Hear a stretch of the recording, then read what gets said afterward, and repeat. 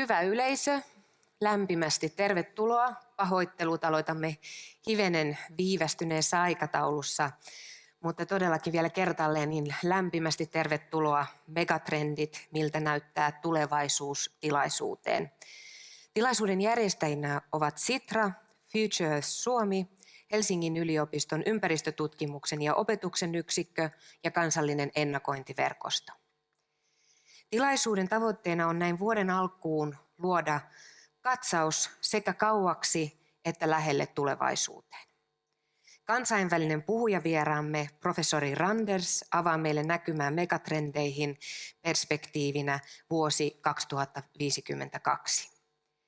Ja Elina Kiiski-Kataja esittelee puolestaan Sitran vuoden 2016 katsauksen megatrendeihin. Loppuhuipennuksena panelistemme keskustelevat siitä, missä Suomi on nyt näiden trendien valossa ja minne meidän tulisi suunnata tieteessä, politiikassa, liike-elämässä ja globaalissa kanssakäymisessä.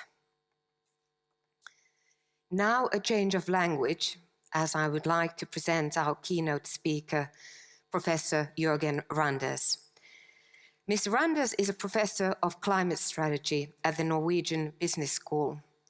In 1972, he co-authored the seminal work Limits to Growth report, which highlighted the devastating impacts of exponential economic and population growth on a planet with depleting natural resources.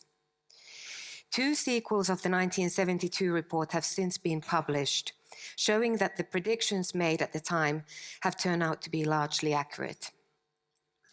Professor Randers' book, 2052, A Global Forecast for the Next 40 Years, was published in 2012, and we're going to be hearing insight on this today.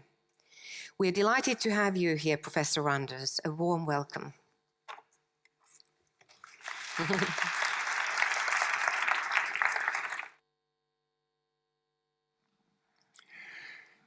Good morning. I am a depressed Norwegian who speaks Norwegian English. So I have learned from a long experience that I have to say something inconsequential initially in order to make you get used to my sing-song, so you understand what I'm saying. And what I can spend this time saying is that I'm old, I'm depressed, I have worked for sustainable development for 40 years. In vain, the world is less sustainable today than it was when I started working on these issues in 1970. And the best proof of that is, of course, in the climate area. Humanity is emitting into the atmosphere twice as much CO2 every year as is being absorbed by the forests and the oceans of the world. The remaining 1/2 remains in the atmosphere and accumulates as we keep pumping. And when the concentration of CO2 in the atmosphere goes up, so does the temperature. And this will continue until we stop pumping. That makes me depressed. So now you understand who I am and how I speak. So let's get to the topic. 40 years ago, my friends and I wrote the book called The Limits to Growth. This book contains 12 scenarios for the future. 12 scenarios for the period 1970 until the year 2100. 6 of those scenarios were sad futures, where something went wrong in the 21st century. Either the world ran out of resources, or there was too much pollution, or too little food, or too little coping capacity in the governments of the world. And 6 of the scenarios from 1970 were optimistic or better futures, where humanity managed to introduce some element of sustainability into its quality of life. The important thing in 1972 was that we did not know enough to tell which of the 12 futures was the most likely. One did not know enough at the time to be able to tell which of those futures were the most likely one. So all we could do in 1970, 72 was to say that mankind, please keep away from the problems. The trends are there, try rather to work for a sustainable world. We're now 40 years down the line, or actually 45 years down the line, and we know a lot more than we did in 1972. First of all, we know that no one has listened to what the limits to growth warned about. We have had continued growth in population, in GDP, and most important, in the ecological footprint of humanity, during these 45 years. So we're still basically on a growth path. Then we know that the world has evolved into unsustainable territory. We are above the limits in the climate area. And thirdly, we have not experienced collapse, at least not yet. So these things we have learned over the last 45 years. In addition to this, we know very much more about global developments, and particularly about how the world is governed. How are decisions made at the individual level, at the corporate level, at the national level, and even on the global level. And since we know all these things that we did not know in 1972, it was possible for me to sit down some years ago and try to think through what will actually happen in the future. And I think it is actually doable at this point in time to tell what are the likely trends, perhaps not over the 130 next years, but over the next 40 or so. It is possible, from a scientific point of view, to make a forecast in a system where there are human decision makers, which is good for the time period it takes for man to change those decision rules that are creating this future. This is a very important point. So the future is formed by the decisions that we make at this point in time. If we want a different future, we first need to change the decision mechanisms, then we can change the future. The current developments is governed by largely democratic decision making and largely by market forces in the West and by central government, in China and some of the other places. Since we know this, it is possible to derive what will happen over the next 30 to 40 years, simply because I do not think that we will be able to change the democratic system of governance, the market economy, nor the centralist government of some of these emerging nations in less than 20 to 30 years. And consequently, there is a future. And this future I will describe to you, because if you are talking about megatrends, here are the megatrends. So this is the 2052 book. It identifies a number of megatrends. And as I said, they are fundamental. They have simple causes, I'll tell them. They are strong. And they are so strong that they're unlikely to be changed by human action within the forecast period. That means over the next 30 years or so. Making the forecast for the world, or identifying the megatrends over the next 40 years, I split the world in 5 regions and made a forecast for each of those. For the United States, for China, for the rest of the rich world, for BRICE, these are the 14 largest emerging economies on the surface of the earth. Brazil, Russia, India, South Africa, and 10 others with more than 100 million people. And then there is the rest of the world, which is 140 remaining countries, largely small and largely poor. So I make a forecast for each of those 5, add them together, and this is the global forecast. And let me give you, 8 of the major trends, the major results, in this forecast. What I do, for those of you who like graphs, I illustrate the trends with graphs. Those of you who do not like graphs, listen to what I say. I say what is important, but the graphs are wonderful. I'm a physicist of training, and these are, of course, wonderful quantifications of what I'm saying. These go from 1970 to 2050. The shaded part to the left is history, typically UN statistics, and then to the right is my forecast. All axes are indicated. And if you have the mental capacity only of handling one curve, look at the red one. Then the engineers among you can look at more. The world population will peak in 2040 at above 8 billion people and will actually be in decline in 2050. Why? This is because the women of the world are going to continue the dramatic decline in total fertility, the number of children per woman during her reproductive age. That has occurred over the last 40 years. In the rich world, this will happen because women will continue to choose a career rather than having more children. And in the poor world, most women now live in urban slums. They no longer live in the village where it was a point to have many children. It's exceedingly expensive to have children in the slum, and the birth rates in the slums are coming down like stones. Partly because of, as I said, the choice of women, but also strongly helped by better health, better contraception, better education.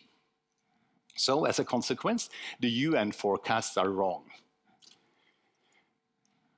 Concerning second trend, the world GDP growth, the economy of the world, the total economic activity of the world will continue to grow over the next 40 years, but not as fast as it did over the last 40 years. During the 40 years I've been speaking about these issues, the world economy has been growing on average by 3.5% a year, which means that the world economy today is 4 times as big as it was when I started talking about these things in 1970. If this growth rate continues, the world economy in 2050 would be 4 times as big as it is today, and that means 16 times bigger than it was in 1970, which luckily is not going to happen. The growth rate is going to come down, and the world economy is only going to be roughly twice as big in 2050 as it is today. Why? Why will what we have seen in the EU and in the United States, or in the rich world, basically over the last 10 years, why is this a beginning of a long period of low economic growth? The reason is very simple. It is that economic growth is basically shifting labor and capital from agriculture via industry into services. Rich countries have done most of this, taking the farmers, putting in tractors and energy so that you can have a smaller number of people feeding the whole population. You can use people in industry, manufacturing for a while. Then you add computers and more energy, and you can liberate these people so they can work in services. Then you introduce computers in office work, and you can re-liberate people for working in health, culture, care, entertainment, and those other things. This is what economic development is all about. The mature economies, Finland, Norway, particularly the United States, is all the way in the soggy area out here where 80% of the population actually works in services. And the important point is that it's very difficult to increase productivity fast in these sectors, whereas it was very simple to increase productivity in agriculture and industry. As a consequence, the world economy is not going to grow. The rich economy is not going to grow very fast over the next 40 years, particularly since the population is also going to decline. There are, of course, other parts of the world where there will be rapid growth, in China and in some of the others, as we will see. In some, the world economy is going to grow much more slowly over the next 40 years, but will double by 2050. The third major trend, which is important, is that humanity will, over the next 40 years, have to start facing some of the problems that we have been postponing and postponing and postponing. More expensive resources, climate change, inequity in society, etc. And so the simple thing is basically to say it's possible for the Dutch to argue that it is not necessary to cut climate gas emissions. But once the sea level starts rising, they will not be able to debate whether they should lift the dikes. You know, they will have to take labor and capital and start, you know, lifting, basically shoveling earth onto the dikes. In general, this is what is going to happen over the next 40 years, that increasingly societies will have to start spend labor and capital on repair and unavoidable adaptation work. In my country, what we need to do is to start drilling holes for the roads along the steep fjords, because we have mountains going straight into the ocean, and the road is typically along the ocean. As the temperature rises, the permafrost in the top of the mountain lifts, and then you get landslides from the area, belt where it suddenly is no longer frost, you know, making the roads unusable. And so the only solution, because it's so steep, is to drill holes so that the roads go inside the mountain, which is perfectly doable, not a problem at all, except that the labor and capital that we use for that purpose can no longer be used to produce consumer goods and services. So there is a cost involved. And that cost will have to be borne in the future, although we have been, you know, hesitating and hesitating and hesitating as long as possible. My estimate, as you can see here, is that we will be spending, you know, we are typically investing roughly 1/4 of the GDP. 1/4 of the GDP is investment goods and services in the past. That's the difference between the red and the green line. In the future, there will be the additional need for capital and labor in non-discretionary spending. These are the three most important global trends. You know, a peaking population, slow economic growth in the mature economies, and a huge shift of activity from consumption goods into adaptation and repair. Other conclusions. The world energy use will peak already in 2040. This is easy to predict once you know what is the GDP and you know what is the energy use per unit of GDP, the green line, which has been coming down spectacularly over the last 40 years. There is all reason to believe that this will continue. It's technically possible, and there is actually economics involved in trying to save further energy. And then you need simply to multiply the two, and you see that the world total use of energy will reach a peak roughly 2040 and will be in decline. So this means that the total use of fuels, electricity, heat, you know, will reach a peak. And so we will no longer have the expanding market demand for energy that we have seen all through our lifetime. This, of course, confuses people tremendously. In my country, you know, the whole power sector is totally surprised by the fact that electricity demand in Norway has been declining by 1% a year over the last 15 years, while our disposable income has gone up 30% during the same 15 years. How is this possible? Well, it is possible because, of course, we build fancy houses for our summer houses and our winter houses, but they're well insulated. And we use heat pumps to heat them instead of in the old days with the panel oven. And so in spite of fabulous life, you know, the energy use is going down. And this is, of course, creating tremendous problems for the power industry, the power owners, electricity, utility owners. It is also fairly easy if you look at how the total energy use over the next 40 years is going to be composed. You can see because of the relative availability of these things, that there is very little reason to expect a rapid increase in the use of oil measured in tons per year. There will be some increase in the use of coal over the next 20 to 30 years, the same with gas, a rather quick expansion, but then there will be decline in all of these fossil sources. And the reason for that decline is not that we're running out of coal, oil, and gas. The world has already booked in the balance sheets of the energy companies, so the world, twice as much fossil reserves as what we are actually going to use over the next 40 years. So any type of exploration at this point in time is, of course, rather stupid if one believes in my trends. The reason why fossil fuels gradually disappear from the scene towards 2050 is the yellow line. It is the renewable energy that is gradually entering the scene in spite of being more costly than the fossil fuels. You know, there is a grain of sanity in the human world, and so sun and wind and biomass and hydro will gradually emerge. But notice, still in 2050, my expectation is that fossils will still cover 60% of world energy. It will only be 40% renewable, but that's of course much better than nothing. When looking at the next trend, which is what will happen to global CO2 emissions.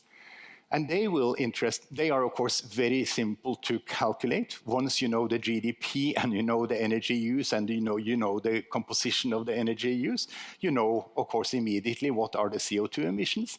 And what is happening is that they will continue growing for another 20 years and then they will start declining. And in 2050, they will be at exactly today's levels. So we will not be cutting 50 to 80% of CO2 emissions, as many people hope for, including myself.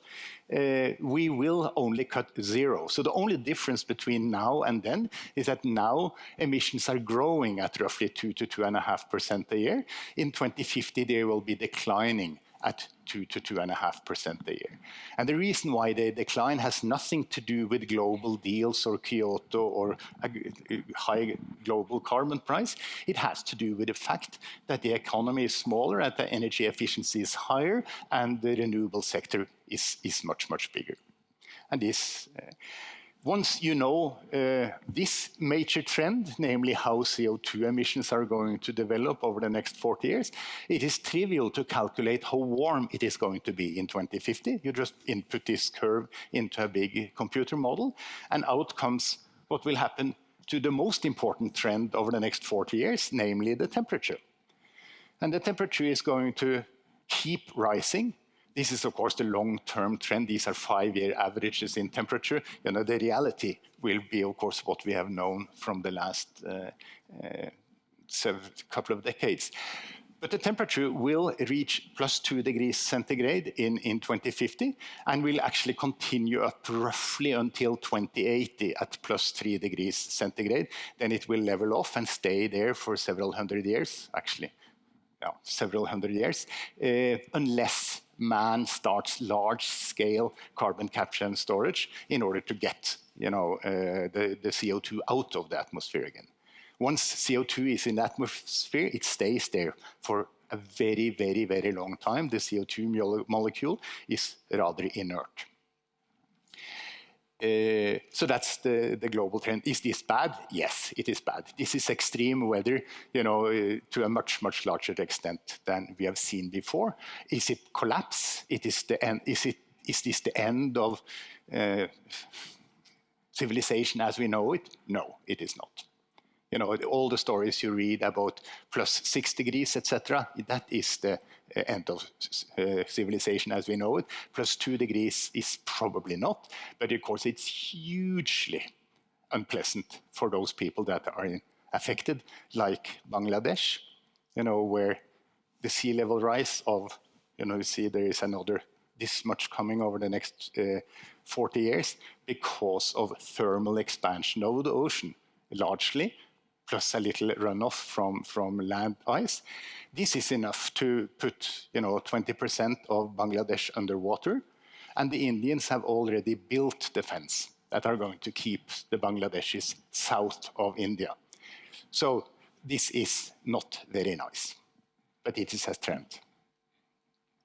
Just to show that, you will be able to buy my book afterwards if you would like to.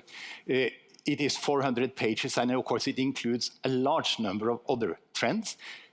I just introduce one which I'm often asked about. So what will happen to food, over the next 40 years? Well, it's illustrated here. What is important is the demand for food. And since I know what is the population and how rich they are, I know exactly how much food they're going to demand. They will demand roughly 60% more food than in 2050 than today. Can the world produce 60% more food than it does today on a sustainable basis? The answer is yes. The world can easily produce 3 times as much food as it does today on a sustainable basis. Why are there hungry people? There are hungry people because of income distribution. Starvation is the consequence of lack of money. The problem is that the poor peasants south of Sahara can't pay the money necessary to make Ukrainians farmers use the black soil belts of southern Soviet Union.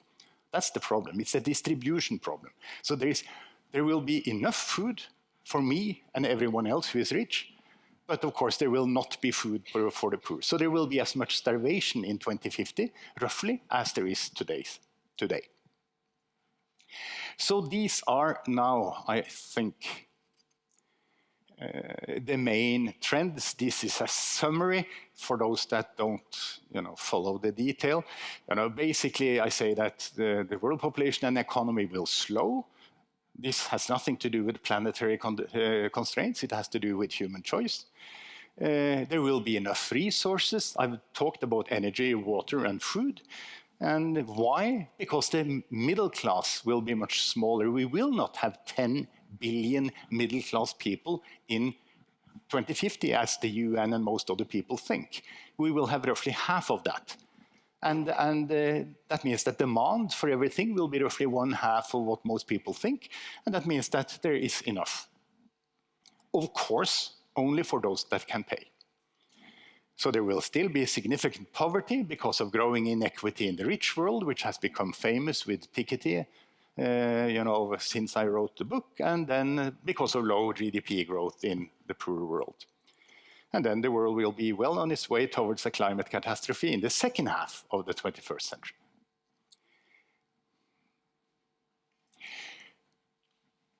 Just in order to make you listen and to make you understand that I am not a total idiot, in spite of having spent most of my life on a hopeless task, which might lead one to conclude that I'm a total idiot. It is, of course, perfectly feasible to create a better world, a much more attractive world than the one that we have currently coming at us because of the decision-making that we are doing. The climate problem is the main killer, the way I see it. And the interesting thing is that to solve the climate problem is not impossibly costly. We know we have the technologies to make cars that don't use fossil fuels, to heat homes in a non-fossil manner, to use plastics that are not from fossil sources. All of this is doable today. The only problem is that it's slightly more costly than the cheap alternatives that we're used to. And consequently, we don't choose to use the more expensive one. We hope that someone else will solve the problem in the long term. So solving the climate problem is not impossibly costly. It requires, actually, when you do the calculations, which the United Nations Environmental Programme did some years ago, it requires a shift of roughly 2% of the world's workforce and 2% of the world's real capital from dirty sectors to clean sectors. So you need to take those people that currently build fossil cars and ask them to build electric cars. You need to take those people that currently build coal-fired utilities or gas-fired utilities and ask them to build windmills and solar panels, etc., etc. You need to take those construction workers in your country that build big bungalows with thin walls, to build slightly smaller bungalows with very thick walls.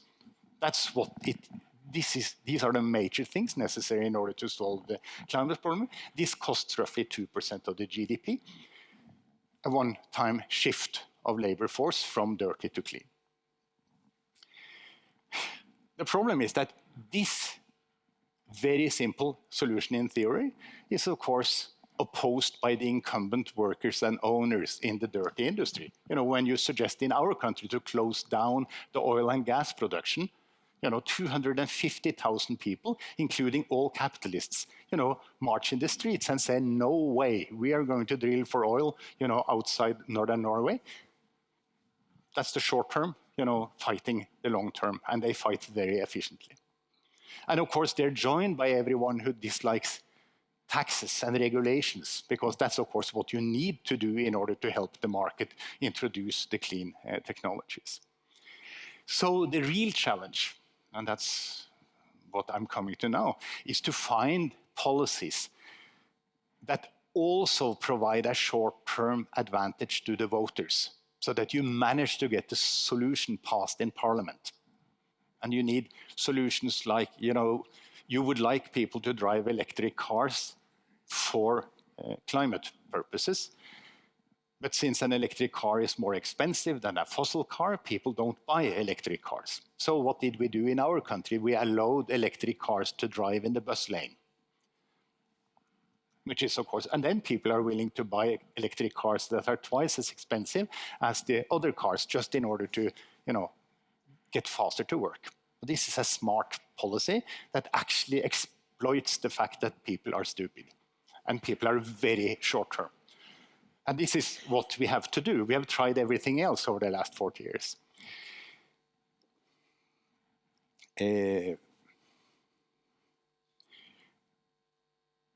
Okay, very quickly, just so that that was a ray of hope for a little while. Then I should just, again, in order to indicate to you that I have thought a lot about this issue.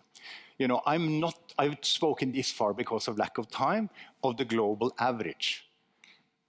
The world is not going to be average over the next 40 years. There will be huge differences, and here comes trends that are not global macro trends, but no, they're trends at the regional level. And I've chosen one dimension, and you can choose, there are 30 dimensions like this you could pick from the book.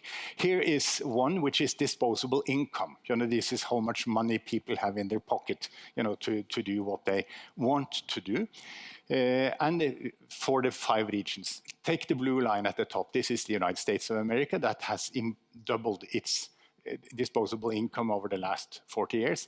Of course, for those of you who are social scientists, this is, of course, a very unfair representation of the real world, because what has happened in the United States since I went to school in the United States in 1970 at MIT, I and my friends have taken all the increase, essentially, in income from 1980, whereas the poor bastard ordinary Americans have the same real wage now as they had, 40 years, 30 years ago. But on average, it looks like this. In the next 40 years, the US average income is going to decline. It will be level for 15 years, and then it'll start going down. Why? Well, first of all, because the US is, of course, the most productive economy on the surface of the earth. It means that they have gotten farthest in moving all their workforce into services and the care and culture and that soft end of the spectrum. They are pioneering, what a real post-industrial society is all about. And they have 17% of the workforce in health, and still the Americans are fat. So there is a need for even more than 17% of the workforce in health. The second thing, which is a problem over the US, they owe China a lot of money. Actually, 1/3 of 1 year's GDP. sooner or later, they will have to pay this money back. This means that the Americans will have to produce something that the Chinese would care to buy, which means that the US needs to restructure their economy, which points to the third problem, namely Washington. The United States is not capable of making quick, strong decisions on even simple issues. And restructuring the economy is the same as redistributing income and wealth in the United States of America. They won't be able to do so, and consequently the US will slowly decline like the UK after the First World War. The rest of the rich world, the green, is us. This is the Europe and Australia and Japan, more or less the same as the United States, but not as bad. First of all, because we are still learning from the most productive economy on the surface of the earth, namely the United States. Secondly, we don't have debt to the Chinese. And thirdly, although Brussels is not loved by many, it's much better than Washington. On a good day, Brussels produces and passes meaningful legislation. In the climate area, they have been ahead of the people because of the wonderful lack of democratic controls, which is, of course, being removed as quickly as possible, but that's the way. And so you will see continuation, in my mind, of the last 10 years for the next 30 years in Europe. The winner is China. The average Chinese will be 5 times as rich in 2050 as he and she is today. Of course, the line will not be a straight line like this. It will be wiggles around it. How is this possible? This is, of course, possible because of the perfect alignment in the interests of the Communist Party of China and the average Chinese. Both are, of course, dead set on one thing, namely increasing incomes for the average Chinese. And since this is doable in principle, it will be done. The red wine-colored curve, BRICE, the 14 biggest emerging economies, I can't say very much, except that I think that 1/2 of them are going to follow the model of Japan, Korea, and China, and successfully run a rapid expansion based on central government instead of the idiotic idea of liberal market. Governing things through profitability. They will be building their nations according to plan, just the way Norway did after the Second World War, and Japan and Korea and China is doing now. The other half, I think, will not do very well, and so that's how that red line comes out. The yellow line, the rest of the world, I have grown by 2% a year on a per capita basis for the last 40 years. They were at $1 a day in 1970, $2 a day in 2010, and will be at $4 a day in 2050.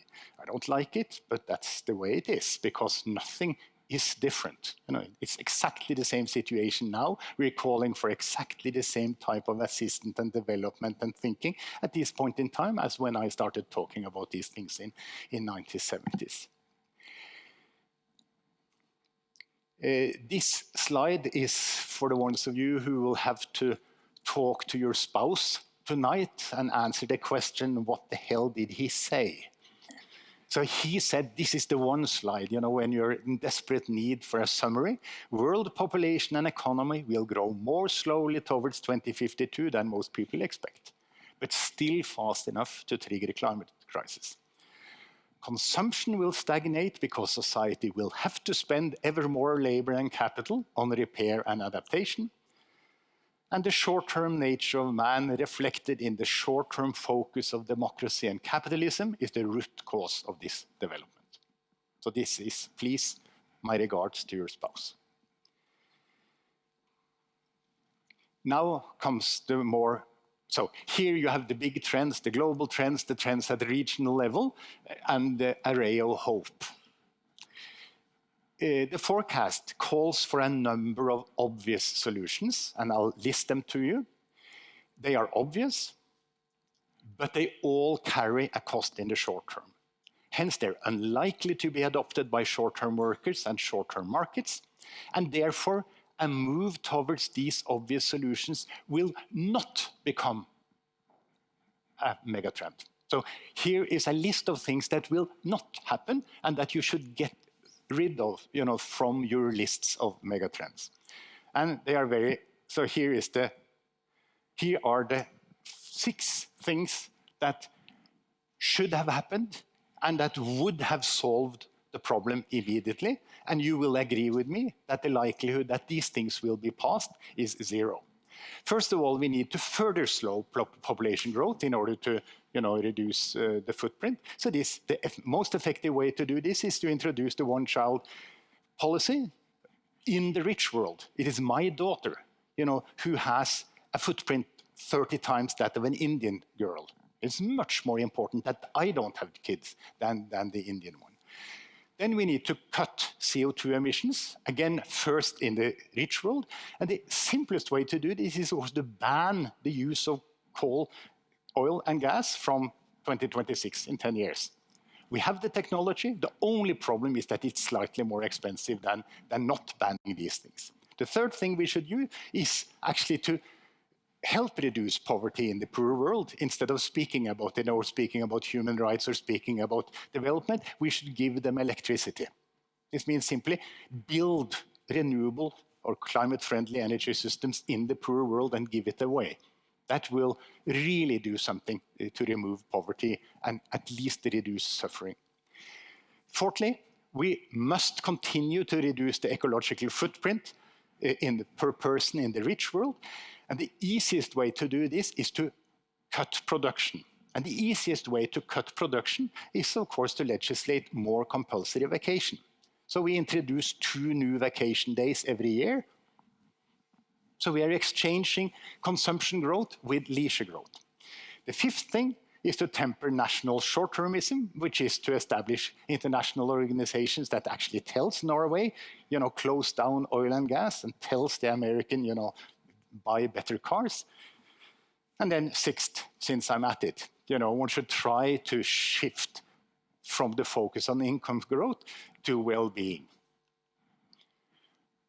I am not going to take comments from anyone who say that this is likely to happen. My view is that this, if I were king, this would be implemented, but I am never going to become king. And consequently, this will not happen. So let's rather then do the next thing, which will indicate some megatrends.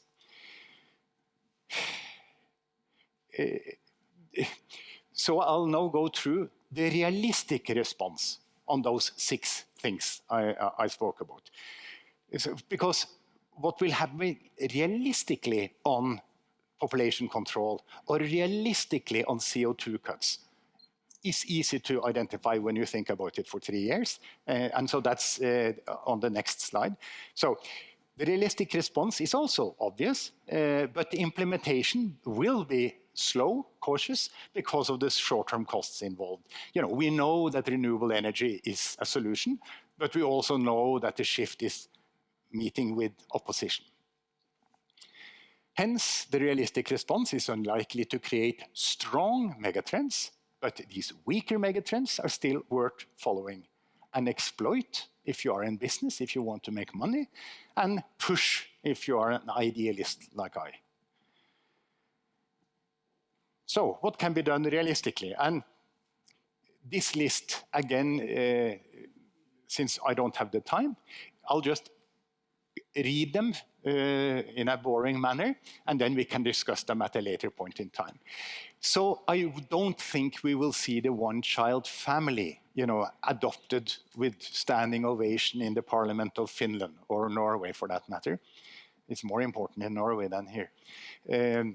But what could conceivably happen is that one finally agrees to give moral support to those women who, when they pass 50, has had less than 2 children.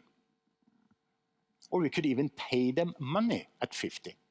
100,000 euros, for not having had children. This is what they actually saved, the rest of the world by not having the child. Sorry, I can't speak that long about each of these. The second thing we need to do is to increase the pension age. This is already happening, which means that, we have more labor to do the dirty, boring work out on the left-hand side. I can start watching my old mother, which is what it means. And then you should remember that the wave of old age, which worries the hell out of most industrial world politicians and voters, is a hoax. When the number of old increases, the number of children fall by the same numerical quantity. Look at the statistics. So it means that the total dependency ratio, the total support burden in society is, of course, the sum of the old and the young divided by those that are in working age. It's not only the old divided by those. And if you do the math, you see that the challenge is basically to shift the money that parents have paid to the children in the past to paying to their parents in the future. That's, of course, very difficult because in the past this was private and this was public. So it basically means increasing the tax level, taking from people what they formerly used on their many children and using this to pay pensions for me and others. I have violated my rule. I got involved in talking about each of these things. Since there are 18 of them, I don't have the time. So on the cut CO2 emissions, what will happen is, of course, not banning of coal, oil, and gas, but we will see a willingness to subsidize energy efficiency. We will see the stopping of building of the dirtiest kind, namely coal, in the rich world. And we may have the ability to tax coal and oil and distribute the money evenly according to the James Hansen solution. On poverty, there is a shift, a willingness to start to use developing money to build power stations, which I think would be a good idea. And interesting, and particularly in another 10 to 20 years, when China really is a success story, other countries will start understanding that the Washington Consensus, the liberal market democracy solution to quick economic development, is not suitable, at this point in time in many places. And they will start learning from the story of Japan, Korea, and China. Vietnam is one of the ones that are coming up, that will probably do this. Then we should reduce the ecological footprint in the rich world.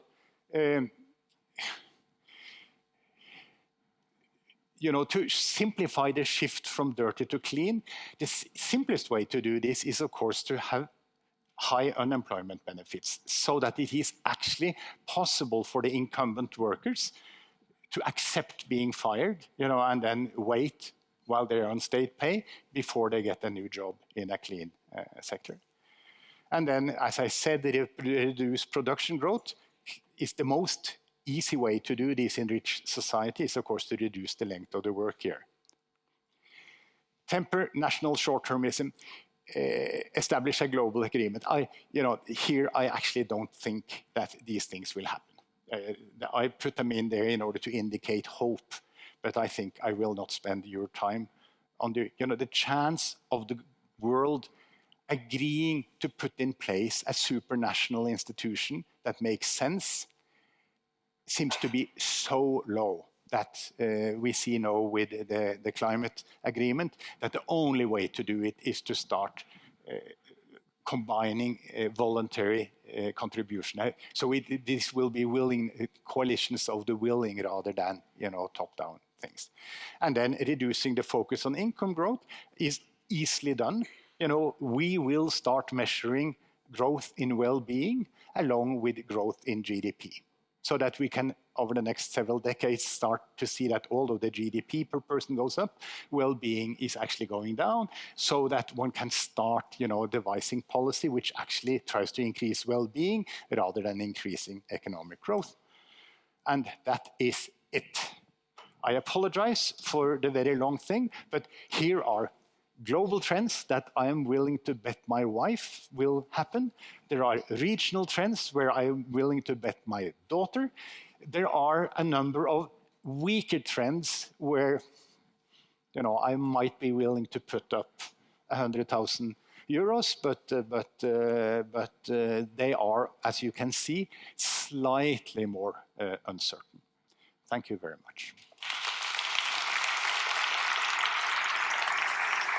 Maybe questions in the audience. Sorry. So a note to the audience, I neglected to mention that you will have the opportunity to ask questions from Professor Randers, and I will use the opportunity to ask the first question. And Yes. I found it really interesting, the link you made between a democratic system and the inability to rein in climate change. So basically, would the argument be that our system is not very efficient in tackling this crisis, which is quite obvious, but would you suggest that we should learn perhaps something from other political systems that are more authoritarian? I'm delighted that you ask the question because it allows me to be more precise on the issue. I deliberately speak badly about democracy in my talks in order to make you listen, you know, and to ask your question. Because the problem is, of course, not democracy. It is the short-term nature of the voter in that system. So when I have more time, and you know, I would then say that the problem is the short-term nature of man, and that clearly majority rule is a good way of running the world, and it would of course solve the problem if the voters were long-term. If the voters were in favor of making a sacrifice in the short term in order to get a better world in the long term, then of course the democratic system would produce the right solution. So to be precise, I'm interested in imposing a long-term perspective on society. This is incredibly difficult to do in the Western world with its short-term people, its short-term markets, and it is easier for the Chinese Communist Party to do so because only 7% of the Chinese population are members of the party. So this is like elite government. This is what we did in Norway in the past, and you probably did here, or the Swedes did here, or whenever. I don't know your story well enough. And so, since the elite seems to think a little bit more, seem to be willing to build a nation according to plan rather than according to what is most profitable in the short term, you know, it may be that authoritarian regimes are much more efficient, you know, when you have a long-term challenge like fighting climate or building, you know, a rich nation. Both of those have the same thing, that you need to do sacrifices in the short term in order to get a long term. I work a lot in China. The book is a bestseller in China. It has sold more than 50,000 copies in China. So I am an advisor to some of these guys, and this is it's very interesting to see how they think, just like the Labour Party in Norway after the Second World War. You know, for trying to build a nation, they decided that, of course, we're not going to import cars to Norway. Norway needs to use its foreign exchange, you know, for buying machinery from Germany, so that we can build, you know, aluminium melting plants in the fjords of Norway, etc. Okay, I will see whether I can see any hands up. Yes, certainly, right at the back. And we'll be using these catch boxes. So brace yourselves. They will either thrown or delivered to you. And speak to the black bit on the top, and you will be heard. So please introduce yourself and your organization. I'm sorry, we can't really see you properly, so. Okay, that's fine. I'm Simo Grönroos from Suomen Perusta think tank. And I would like to ask you about, you talk about one of the most important thing to save the planet is decrease the population growth, and especially in the Western industrialized countries like Finland and Europe. And I would like to ask, what's your opinion? You said that the one-child policy would be a good thing to like Europe and Western countries, but like nowadays in Finland and Europe, the most or almost all the population growth is by immigration from the third world. So if we would have one-child policy, there would be no use because there would be population growth by immigration. So should the first thing what we should do to save the planet is to stop the mass immigration from third world to Western countries? Yes, thanks. No, you are the subject of sloppy thinking.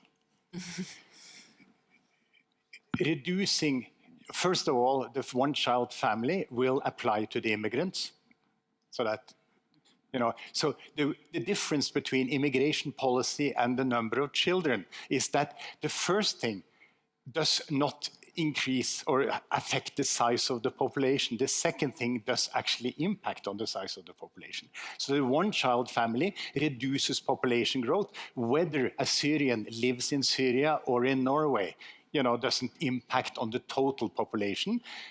In the long term, it would help if he moved to Norway and was subject to the one-child policy of Norway, if we had it in place. The second issue is, what do I think about immigration? Here, I have long since stopped saying what I think ought to happen. I have moved into the forecasting business, and if you read my book, which is written in 2011, it's now 5 years ago, it says that Europe will close its borders and put in place a policy which is identical to that of the United States of America, who built the fence against Mexico and admits 1 million people a year. That's what it says in 2052. I'm now 5 years down the line. It also says another thing, that the EU will split with a horizontal line that goes through Rome and Madrid, so that we will, in a way, leave Southern Europe to North Africa culture, poor, dusty, dry. Those are the two things about the EU in this book. These are predictions 5 years old. I think they are still valid. You will see the common external border emerge in very short time. And you will also see the tendency that the EU will split. So that's what I think. Do I like this? Do I think there is a better solution? I don't like it. I don't think there is a better solution. Thank you. I think I saw a hand up. Yes, please go ahead. Right in the front. I'd like to talk about a bit, or comments from you about possible black swans that might change matters. As an example, you mentioned that service sector is harder to make more efficient, and you can see possibilities for major improvements through digitalization in the next decades on the service sector. So what do you think about how would these kind of changes in your forecast change the sort of big picture? Could I ask you to introduce yourself? So my name is Mikko Särjelä. I work in Aalto University. Concerning black swans, so black swans are surprising events that might impact on my worldview. There is a whole chapter in the book where I list all the black swans, and discuss what will happen. I don't see any that are likely, that's of course, but anyone that will have a huge impact. I discussed the question of a world war. I define a world war as a war where China and the US start shooting at each other. And I say that this is so unlikely to happen that it will not happen, because even Americans are not, my dear friends, are not as stupid as starting to shoot at someone who has 1.3 billion people when there are only 0.3 billion themselves. And the Chinese are totally uninterested in shooting at the United States because they want to build heaven on earth in China for Chinese. So that's how I handle this black swan. Let me take another black swan, which is perhaps more interesting to listen to. This is the issue that China splits. You know, like your EU is going to, that China splits in the eastern, the coastal region and the internal region, or in 4 pieces. The important point then is this doesn't matter very much at all, in my view, because each of those segments will still be bigger than the United States was at the time when the US managed to lift its GDP per person up to, you know, $40,000 per person a year. So we will get economic development just at differential speeds in the different pieces of China. So this is my typical light-hearted attitude to most black swans. On the robotization, that's what you asked about. Robotization is, of course, nothing but rapid productivity increase in repeatable jobs. So we will see, you're absolutely right, that inside the service sector, suddenly now all office work and all other repetitive things will be replaced with machines. Which the positive side is, of course, that this liberates people for working in the real care and culture and entertainment, etc., etc. The only problem with this is, of course, that in capitalist society, it's the owner of the robot who takes the profit, so that it leads to bigger differences. And so when I want to get attention, I propose that we should ban robot, or we should say that the state should own all the robots, or we should introduce, you know, high progressive taxes on very productive service providers. But all of these things are incredibly difficult. So the only solution to the robotization problem is to view it the positive way, to allow it to come, and then make sure that the tax levels in society are high enough that you redistribute the profit from me and the other rich to the vast majority who will not have a job, and that you reduce the work hours per year to take, you know, the benefit in form of leisure. But interesting, very, very interesting situation that is coming up. The one thing which irritates me about the discussion of robotization is that the income distribution, the redistribution effect of robots are much, much more important than anything else. And it is this redistribution problem, which the inequity resulting, which is the problem, which needs to be solved. It's not the fact that, you know, we don't need people to do boring work. Fascinating. A question right there.